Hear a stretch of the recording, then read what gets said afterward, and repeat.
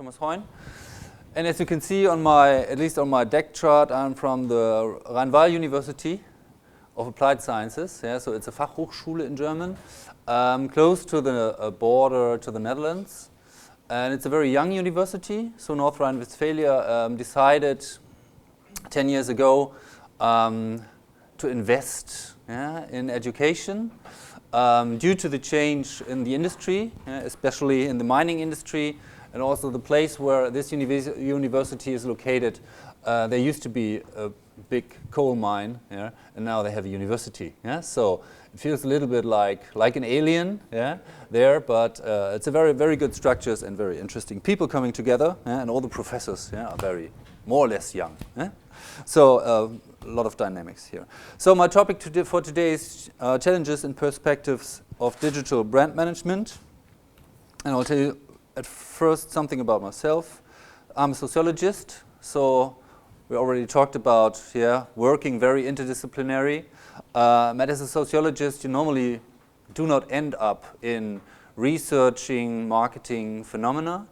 But I decided also to study economics and psychology, started in Bielefeld, and at the University of Hamburg I finished my studies. And then, as often sociologists, if they go to the business environment, they start as market researchers. Because where we receive a very intense training is when it comes to methods of the social sciences, so research methods, and statistics, and this is what I specialized on when I was a young boy. Because I followed the advice of my professor, who told me that this is some kind of a unique selling proposition of a USP of sociologists. I did this at an organization, radio marketing service. They sell advertisement for the radio business, and they represent in Germany up to 80–90% of the private radio stations. They are there because none of the big advertisers wants really to go, if they want to invest in radio advertisement, they do not want to go to all the small and tiny regional channels. They just want to talk to one supplier, and that's radio marketing service. They did this kind of marketing research for 2.5 years. Then it became a little bit boring, I have to say, because being a researcher 5 days a week was more like structuring research processes, but there was some kind of a lack of a strategic involvement into the decisions of the clients I used to work for. These were big clients.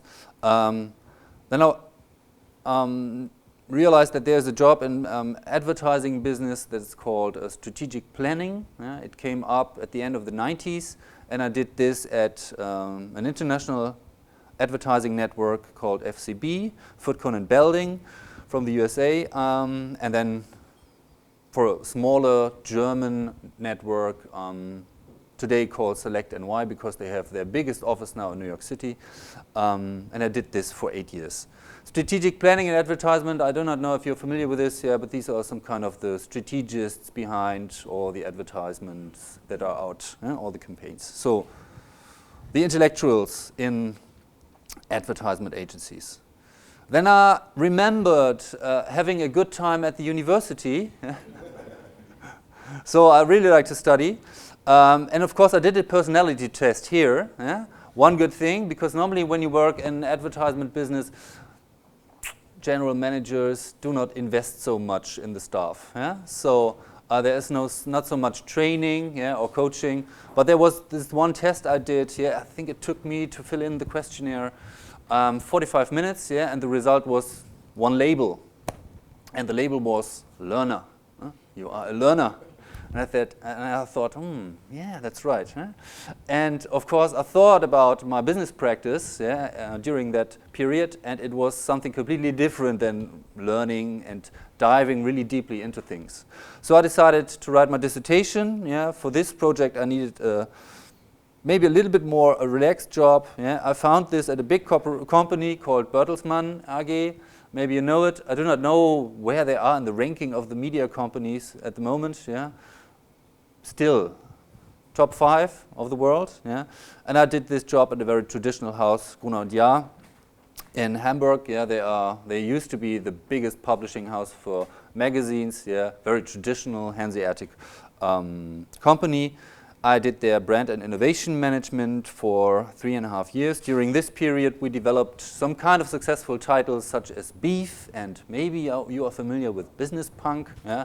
These were some kind of titles or brands that have been developed during this period. Yeah? And they were, especially these two titles, so Beef is some kind of a the first cooking magazine for men, yeah, on the German market.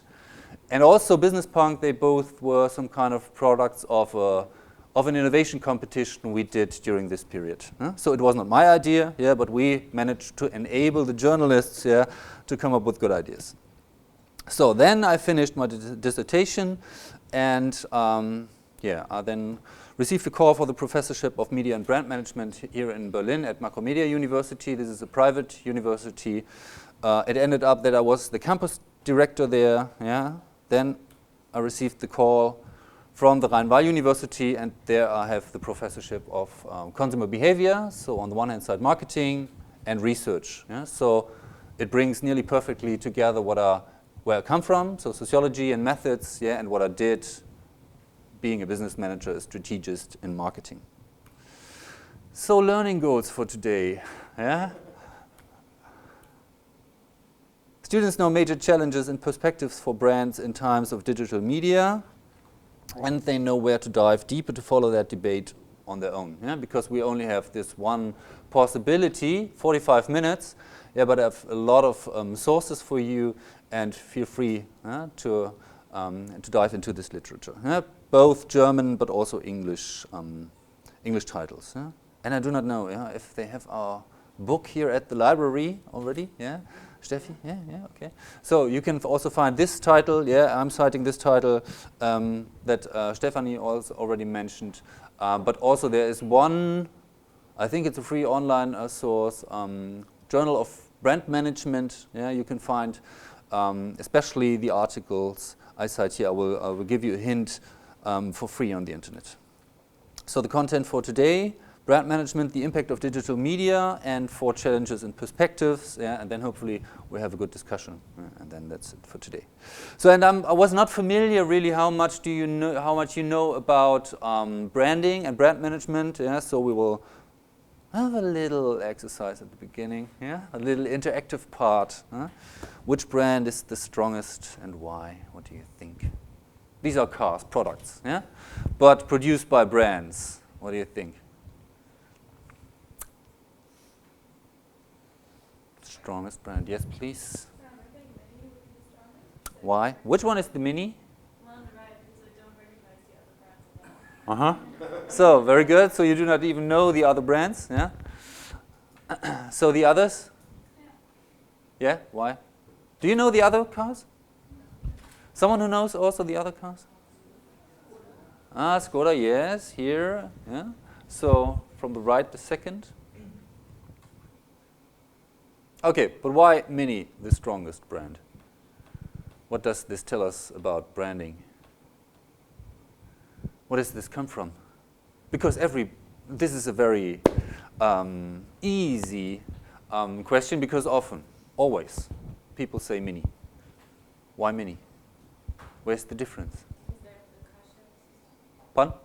Because they have the car sharing system. So they have a very prominent car sharing system. Yeah. So this is a typical answer from people who live in big cities. Yeah. Because where I come from in Camp Lindford, there is no car sharing. Yeah. Okay. What else? It's like the car for hip young people. So it seems to have some kind of a relationship to a specific lifestyle. Cool car. It's a cool car, yeah. And often people say it's some kind of a cult car, yeah.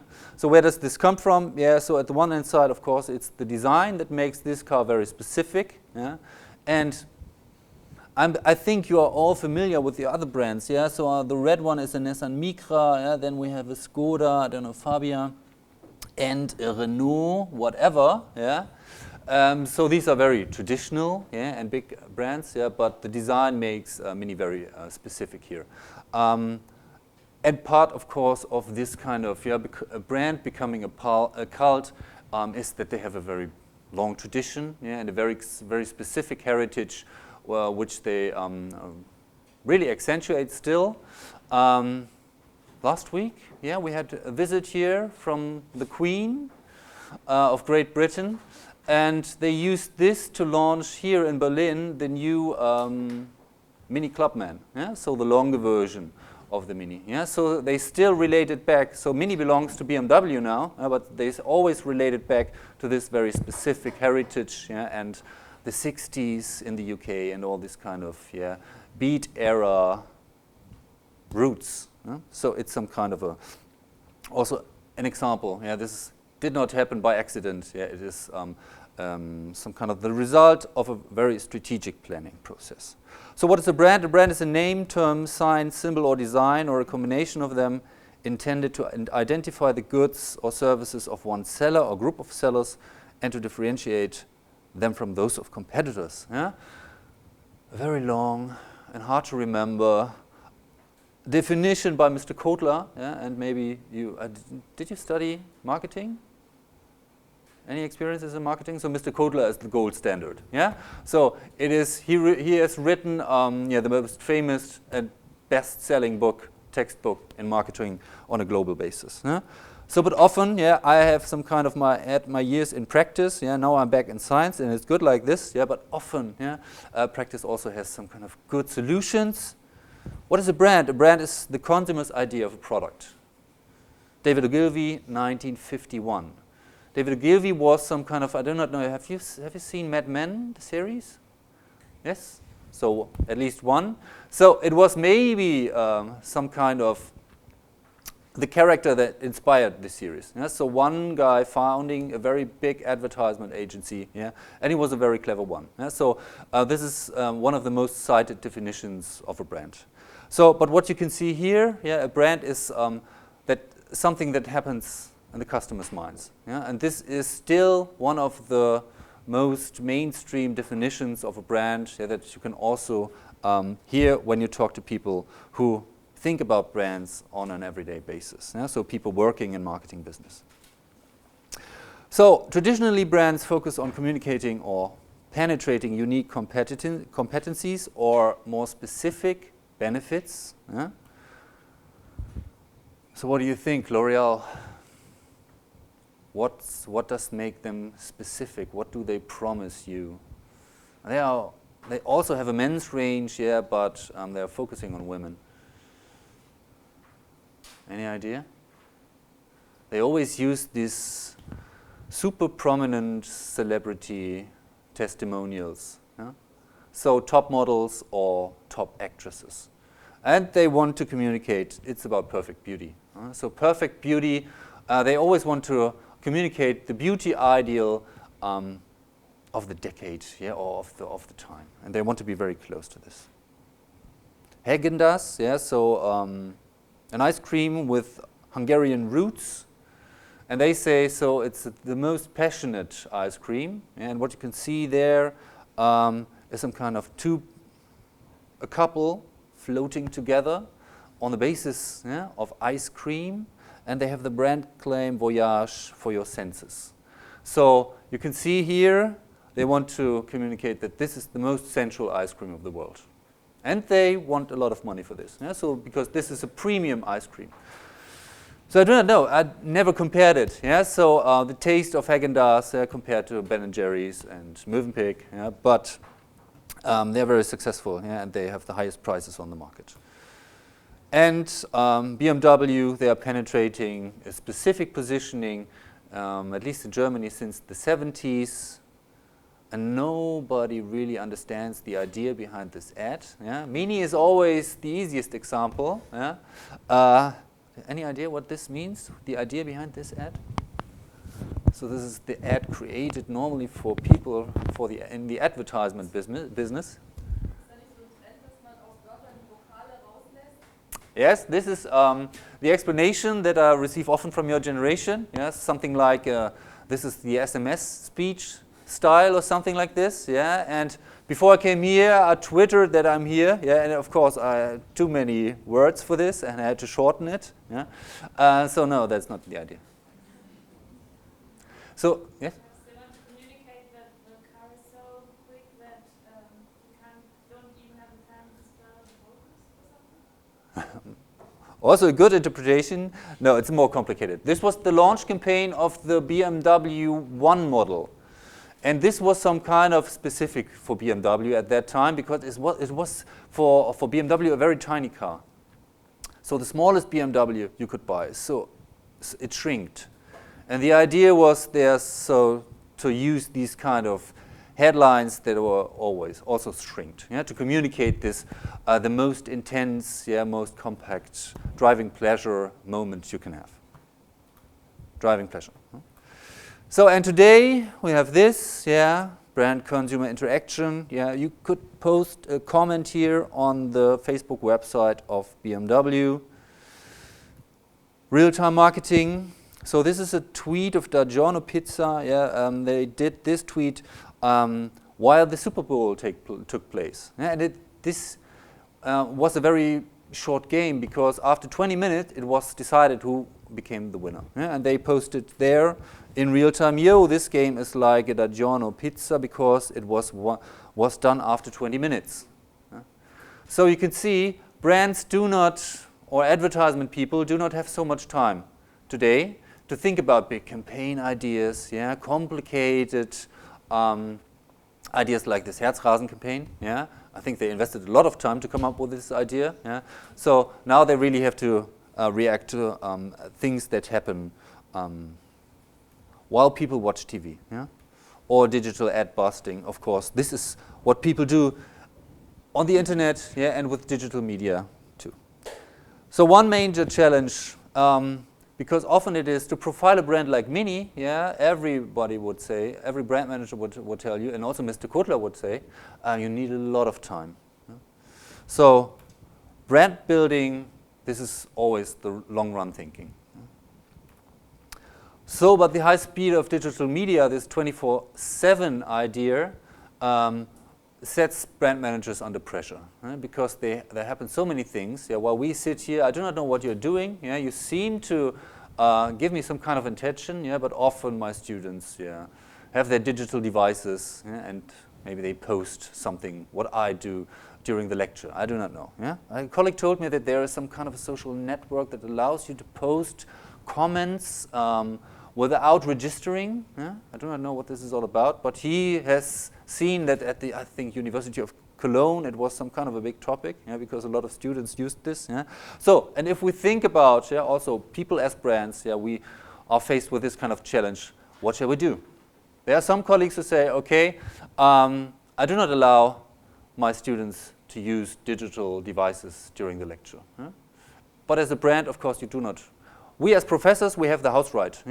We can say something like this. I do not know if this is, doesn't make so much sense today, especially in programs like these. But of course we could. But brands, of course, they cannot, and they have to deal with this. So, if you have limited time, and if you do not have access to my book, or to the text of Mrs. Denzler in our book, I can recommend the very short text from Robert Jones, 5 Ways Brand Management is Changing, published in 2012. And there you can also see the source. So he says what's changing is, of course, brands are turning into platforms for interaction and for communication. This is a pretty new thought, also to Mr. Kotler and to what you can read in most of the marketing books, even today, that you say this is not, brand is not something that penetrates people, it's something, a platform, and it's more open for whatever communication processes. Purpose, this is maybe the good thought behind it, if you want interactivity, if you want to reach people today, you need some kind of a better thought, a real approach. Maybe not to save planet Earth, but something underneath it. So, and this is the reason why a lot of companies and corporations try to give themselves some kind of a bigger idea than just maximizing the profit. Experimentation, because this is all about technology, and they are often very new digital devices or apps, and of course you really have to try what works and not. And the good thing is, if you fail, often nobody really notices, because you try things out during the night, on a very interesting and very weird platform, and maybe nobody noticed. Liberation. Brand management was a lot about controlling things. Yeah, so as a classical management process, yeah, you of course have to do decisions. Yeah, and at the end, yeah, you have to control your decisions. Here it is more about also giving the brands the more degrees of freedom to try things out, and not also from a communicative perspective, not to try to control too much. So, because if you look at this BMW campaign, if they, the time where BMW used to work together with Jung von Matt, a very famous and big advertisement agency in Germany, they were some kind of these hardcore brand managers, because they said it is forbidden, yeah, in a TV commercial or in a print ad to show a BMW that is not driving. Why? Because a car that does not drive does not make fun, especially a BMW. Yeah? So the idea of this driving pleasure, they wanted to communicate via every communicative form.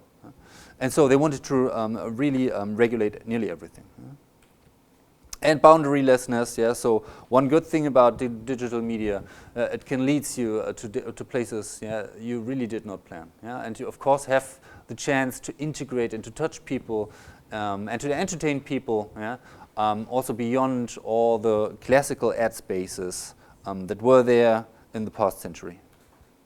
So now a little bit more structured, yeah. I am focused on reading all these articles because there's still, from my point of view, besides this specific journal of brand management, no publication that really tries to sum up what's going on when it comes to, on the one hand side, brand management, and on the other hand side, digital media. Because a lot of things are changing, but from a scientific approach, it's more or less unstructured still. And so this is some kind of one result of this one article, and it comes in 4 challenges and 4 perspectives.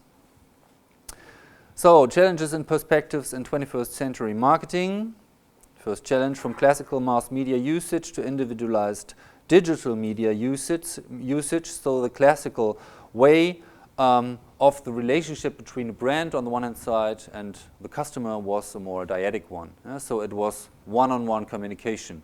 And if you think about, or if you have a look also at German textbooks on marketing, so the most famous model, also if you would ask business management BA students who just left the university, it would be the model of the brand personality. So, and this model of the brand personality also has this very classical view. On the one hand side, you have the face of the brand, and on the other hand side, you have the face of the customer. And these kind of 2 personalities want to come together. And that's what the most prominent concept is focusing on. Yeah, so a one-on-one relationship, so a dyadic brand relationship. Today we have at least triadic brand relations. Yeah? So brands have the chances to get in contact to much more people, yeah, and also especially if they focus on digital media. But of course, what you can see, what happens here in between, there we have a lot of brand communication today. So people can use digital media to talk about brands. And take the example of the shitstorm, yeah, so this kind of negative PR hype for brands.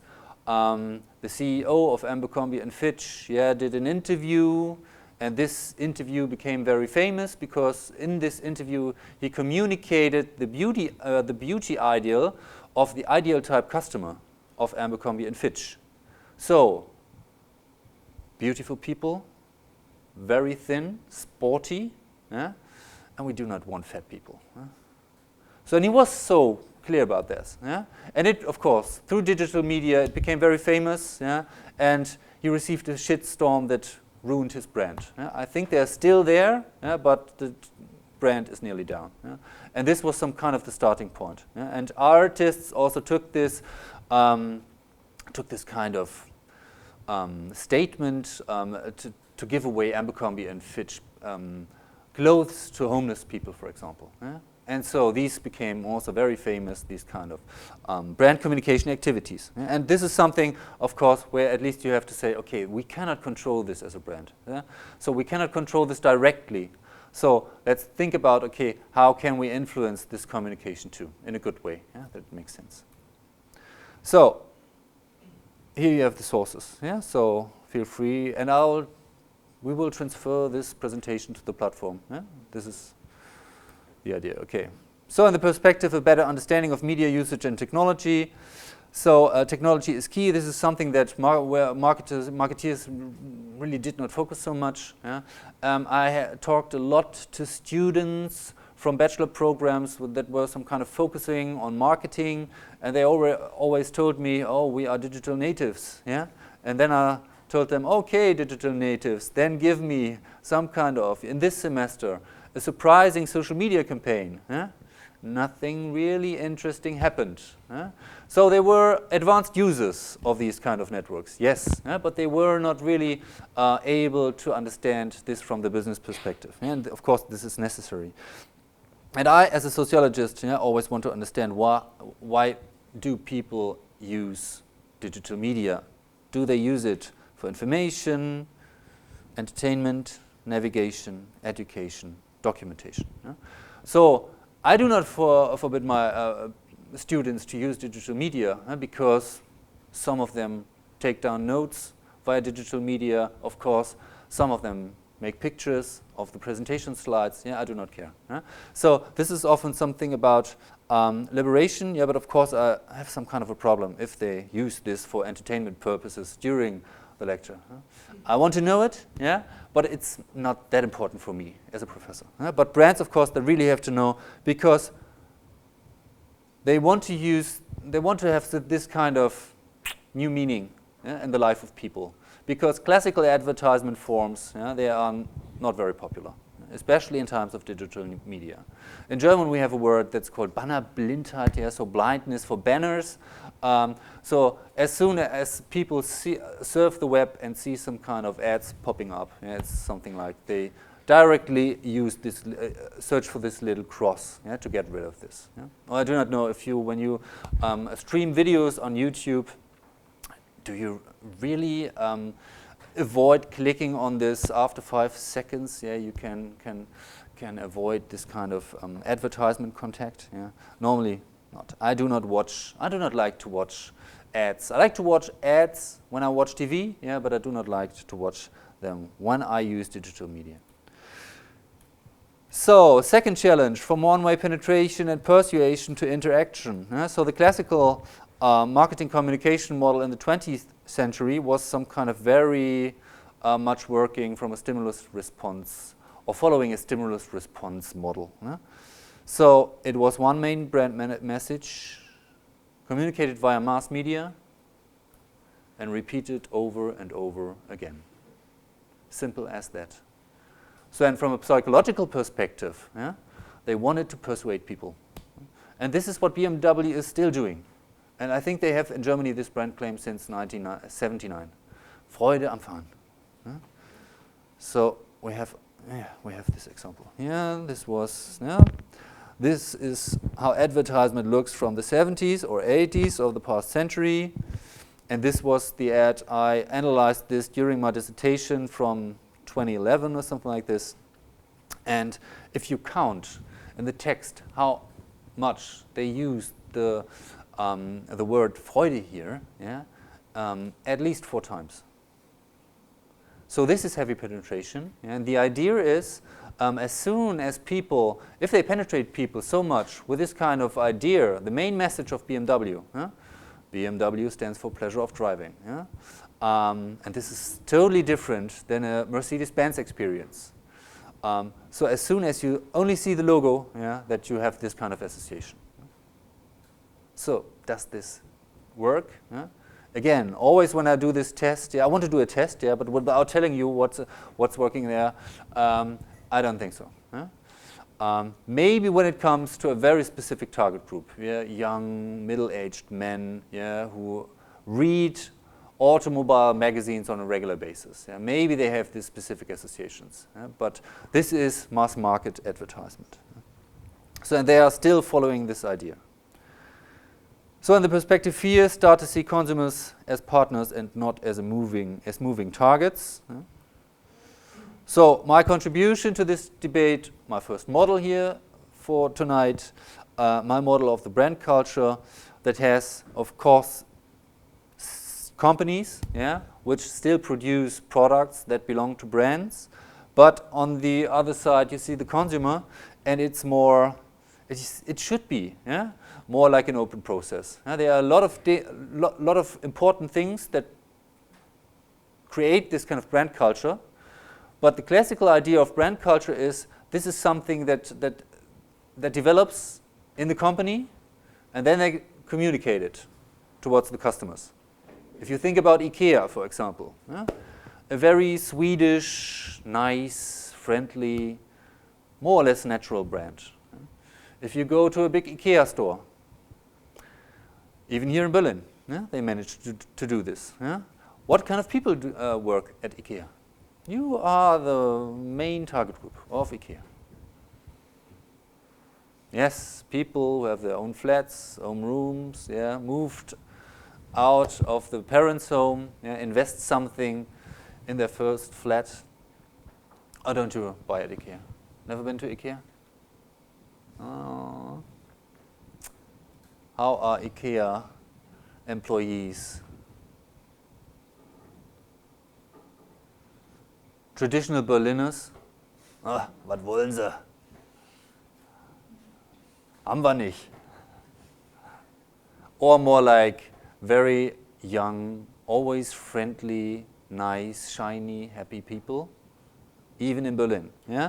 So this is the classical idea of a brand culture. So they develop an idea, they define this kind of identity, and then they communicate it, especially via the places where people interact with employees. And service brands, or also these retail brands, they really focus on selecting the right people who work for the brands. And the idea here is to open the concept of the brands more also for ideas and practices of consumption. So what do people do with the goods? And this is something that profiles the brand, and the association of the brand.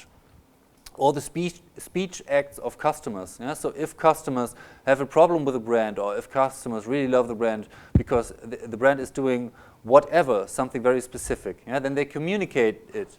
This of course also has an effect. So it is not about the classical model, top-down communication from a brand towards the audience. The audience, same as in a cultural studies approach, is doing something with the offerings that brands have, and also they are doing something with the products, and this of course has an impact. If you take Harley-Davidson as an example, they had this kind of Harley-Davidson owner group, a very big so-called brand community, and they came up with using the eagle as a sign of freedom. So the classical Marlboro idea, and then Harley-Davidson said, okay, this is such a powerful symbol for our customers, we use it. So they took this eagle and integrated this into the brand communication. So it was the other way around. And this is something that I mean. So have a look at the consumers, respect what they do, and try to see them more as partners, not as these kind of targets. To gain reach across a lot of different channels. So especially it's hard to, if you think about classical channels, always when I ask my students, do you still watch analog classical TV? They say no, and we don't do it anymore. And this is, of course, is also the challenge that brands have. People use digital devices, and it is pretty hard to reach the target group via some kind of very classical media strategies. So the idea here is the perspective to see brand as a platform for relevant content. And of course, as media experts, what content is all about. So, are you familiar with this model? Ever heard about this? No? So, here we have 3 types of digital content, especially from a marketing or brand perspective. We have the classical way, how to step into contact via communication. It is the paid way. So companies have to pay for stepping into contact. So, of course, there are still magazines, there are TV shows, yeah? There are cinemas, there are radio stations, yeah? And there, of course, they still have users and they have an audience, yeah? And you can pay for reaching customers. This is the classical model, yeah? But now we have two more and for some brands, very powerful ways how to step into contact to customers, yeah? The owned destinations. So branded destinations and assets owned by the brand. If you look at redbull.com, for example, yeah, there you do not find this very classical corporate brand website structure anymore. They use this website more, or it has more the character of a magazine, yeah, where you can see all the contributions and films and all the films that were produced in the context of their sponsorings. If you have a look at the Baumgartner jump out of the stratosphere, yeah, so this was one major event exclusively taking place there. Or the earned way, and every brand dreams of this, yeah, so you sharing brand content via Facebook, for example, yeah, and then, of course, it is possible to gain a relevant reach.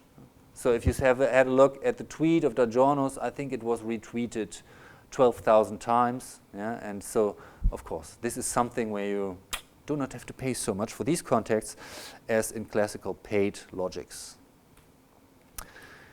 So in the last challenge, to activate fast and build brand value over time, of course there is still something, because we still have this, if you think of this mini effect, yeah, nothing is as useful and as effective and as profitable, yeah, than a powerful brand. Because if you compare the prices of a Mini and a Skoda Fabia, I think the difference is up to 7,000 euro, 6,000 to 7,000 euro. Both are small cars. Maybe the Mini is a little bit more powerful, yeah, but maybe that's it. Yeah? So, of course, this is still, if you have a brand like this, and this still should be a goal to create a powerful brand like this, but how can you manage also to be able not just to focus on this long-term, very strategic brand management thinking? So if you look at Google, they do not care. They are, of course, a monopolist, yeah, and they do this kind of disintegrated communication. They play around with their logo. And this is something what you normally should not do. So if you want to profile a brand, yeah, so at least have a clear logo and do not change it too often. Product wanted to promote online its wide-out pocket mouse during the back-to-school period. This was our challenge.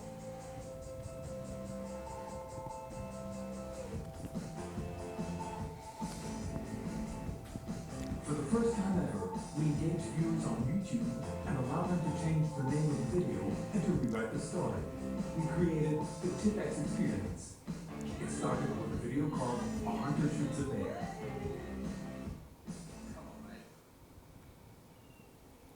Just tell me you took with that shit the other night. I'm sure you did. I'm sure you did regard that shit. Please. Just baby on. What? Holy shit! I'll tell you there's a fucking baby on. Do something about it. Come on. Just shoot it now. I can't. Just shoot it. I'm telling you. I can't. Come on. Both choices lead to the same outcome. Shoot this man! Come on! I can't! Just shoot it! Hey! I don't want to shoot this bear!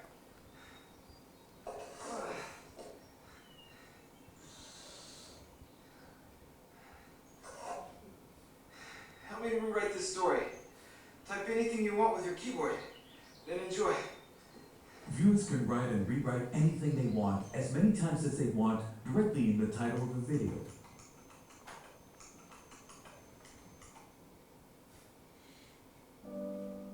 Let's play football. Come on, come on. Here we go.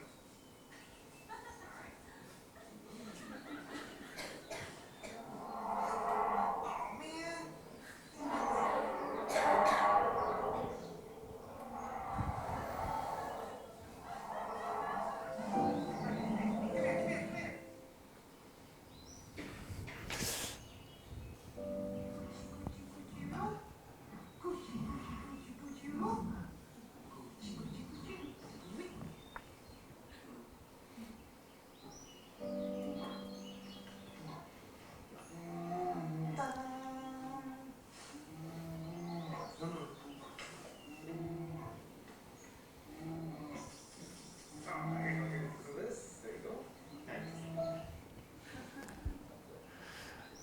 So, and a lot of different other alternatives. So this is some kind of the case video of the Cannes Lions, yeah, and they were very successful. So this was one of the first examples, yeah, where a brand really tried to use very interactive social media technology, and it became very successful because, of course, this took an effort, yeah, and it costed something to develop this, yeah, but then it stood there at YouTube and was shared widely. Yeah, I think you've seen here 19 million views. Of course, this made the brand relevant to maybe a completely different target group. Huh? And of course, they had the guts, yeah, to liberate the brand from classical forms of communication, yeah, and stepped into contact maybe to future users. Yeah. So, and this is the basic thought here is we need strategy tools, yeah, and theoretical models to expand the communicative degrees of freedom. And when I was working in advertisement and marketing business, it was some kind of one of the major challenges to write strategic positionings for brands on the basis of models. And then you had this kind of models like a diamond or like a Unilever brand key.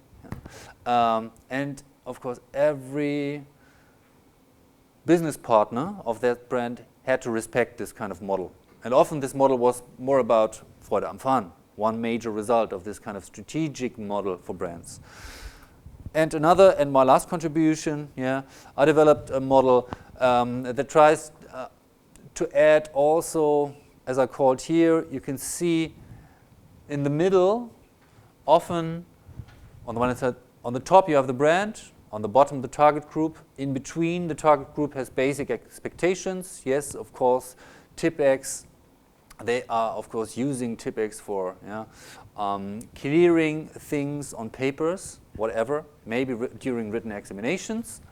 And the functional benefit of TipX is, of course, TipX is some kind of cleaning this out as maybe no other brand can do, yeah, on a very decent and precise way.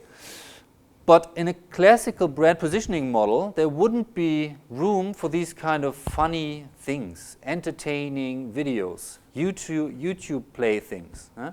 So in this model, shall give brand managers the chance to also to integrate these kind of playful ideas and think about, I call it peripheral benefits, where you can define what do you want to do, what do you want to give and to provide your target group. So benefits that maybe have nearly nothing to do, no directly connection to this kind of Freude am Fahren thought of BMW, yeah, or this TipX is cleaning things out better than other brands do. Yeah. So, and you can read this here and there. So, 4 challenges and 4 perspectives. 45 minutes. Huh? I think that's enough from my side. Any questions on this? Thank you.